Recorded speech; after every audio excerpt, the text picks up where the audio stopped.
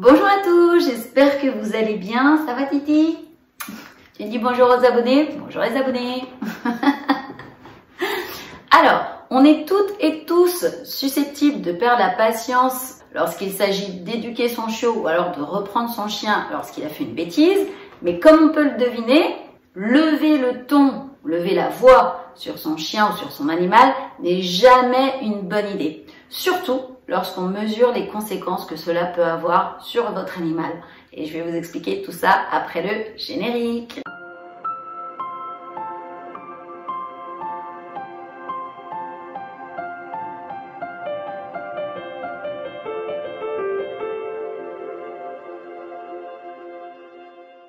Avant de continuer, pensez bien tous à liker cette vidéo, me mettre un maximum de pouces bleus, ça nous aide Tito et moi au niveau de l'algorithme de YouTube.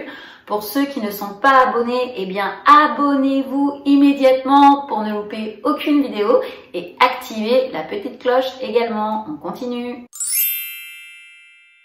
Dresser un chien, c'est pas une chose facile.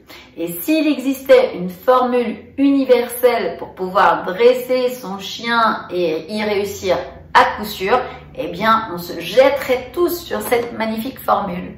En effet, selon sa race et tout simplement son caractère, le chien peut parfois donner du fil à retordre à son maître. Et un maître frustré peut parfois perdre patience et crier. C'est surtout ce qu'il ne faut pas faire si l'on veut éduquer son chien correctement. D'après le docteur Liane Haywood, une spécialiste de l'animal qui a notamment cofondé le site UK Vet, le fait de crier sur son chien est un acte assimilé à l'autorité qui ne fait pas du tout ses preuves. Elle dit que ce n'est pas une dictature et qu'il est difficilement acceptable de crier sur son chien, sauf s'il s'apprête à traverser une rue où le trafic est dense ou alors s'il est face à un danger imminent. Elle prône une logique inversée qui repose essentiellement sur le fait de récompenser les bons actes de votre chien et de ne pas punir les mauvais. Elle conseille de garder en tête que le chien n'est pas similaire à l'être humain. Un semblable, il va comprendre très bien quand vous vous énervez et que vous vous mettez en colère, mais votre chien, c'est pas toujours le cas. Pour illustrer son argument, l'experte, elle donne des exemples concrets. Elle dit qu'elle voit souvent des maîtres crier sur leurs chiens lorsqu'ils ont par exemple une mauvaise attitude au parc ou alors lorsque la sonnette de la maison retentit. Mais réagir ainsi n'a aucun intérêt pour le docteur Haywood. Si vous criez sur votre chien, il va se dire « Ah super, mon maître est excité, je vais crier encore plus fort, je vais aboyer encore plus fort, je vais faire encore plus de bruit pour l'exciter encore plus. » Cela rend votre chien hyperactif et lui envoie des messages confus. Études scientifiques à l'appui.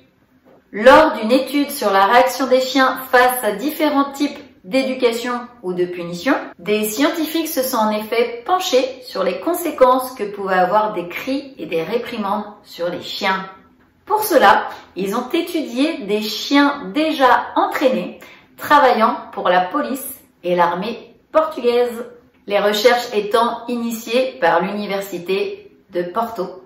Sur la totalité des recrutés, 42 étaient issus d'une éducation positive basée sur la récompense et l'apprentissage par le jeu. Et d'autre part, 50 autres chiens avaient été éduqués selon des principes de punition ayant pour but d'asseoir sa domination sur l'animal. Des tests salivaires ont été effectués sur les deux groupes pour mesurer leur taux de cortisol, c'est l'hormone de stress. Des punitions dangereuses pour les chiens. Après les analyses de ces échantillons et des vidéos d'entraînement de ces chiens, les résultats ont été sans appel. Les 50 chiens issus de l'éducation restrictive avaient des taux de cortisol plus élevés. À cela, il faut aussi ajouter leur attitude qui laissait transparaître plus de stress, notamment le fait qu'ils se léchaient les pattes, même après l'entraînement.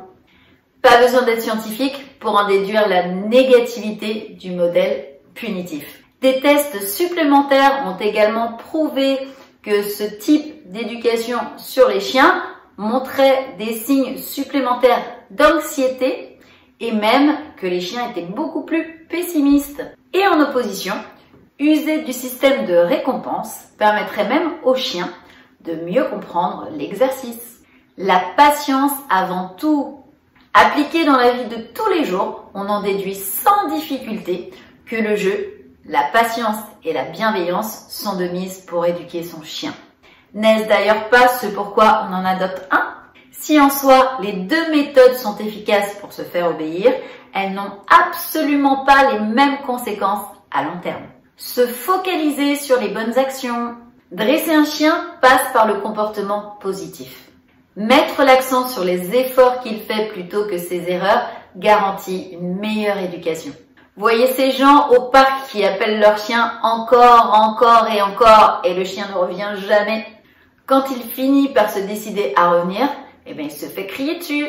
Et pourtant, le chien s'est bien comporté en acceptant de revenir, même s'il a mis du temps. On le punit pour son acte positif. Le docteur Haywood évoque également les accidents de coussins mâchouillés qui peuvent arriver à la maison. Là encore, au lieu de monter dans les tours, il faut tout simplement enlever le coussin de la gueule de votre toutou et le remplacer par quelque chose avec lequel il va pouvoir jouer, quelque chose d'approprié.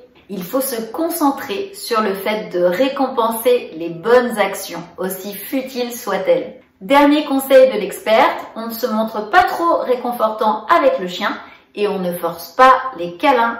Si votre chien craint quelque chose, l'aspirateur, les bruits extérieurs, l'orage, votre réflexe est de le rassurer en le câlinant. Mais attention, tout ce que vous faites à ce moment-là, c'est de le rassurer pour son attitude négative et vous allez renforcer sa peur. Eh bien, que faire alors? Eh bien, tout simplement, emmenez votre chien dans une autre pièce, par exemple, et le laisser se calmer naturellement. Il faudra ensuite l'aider à se familiariser avec la source de sa peur en les confrontant petit à petit. Et bien sûr, on n'oublie pas de récompenser ses efforts à chaque fois. La patience est la clé, conclut Haywood. Vous avez bien noté? En conclusion, user de punition et de réprimande sur son chien a donc des vertus totalement négatives. Ce comportement n'amène que stress, anxiété et manque d'assurance chez votre animal. De quoi mettre sa santé en danger très rapidement.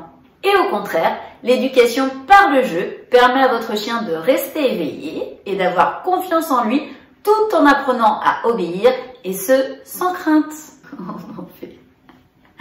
Eh bien écoutez, on en a fini pour cette vidéo, j'espère qu'elle vous aura plu. Si c'est le cas, n'hésitez pas à mettre une avalanche de pouces bleus en dessous, de vous abonner à la chaîne si ce n'est pas encore fait et d'activer la petite cloche pour ne louper aucune vidéo. Titou et moi, on vous fait des gros bisous, prenez soin de vous et on vous dit à très vite pour une prochaine vidéo. Bye bye!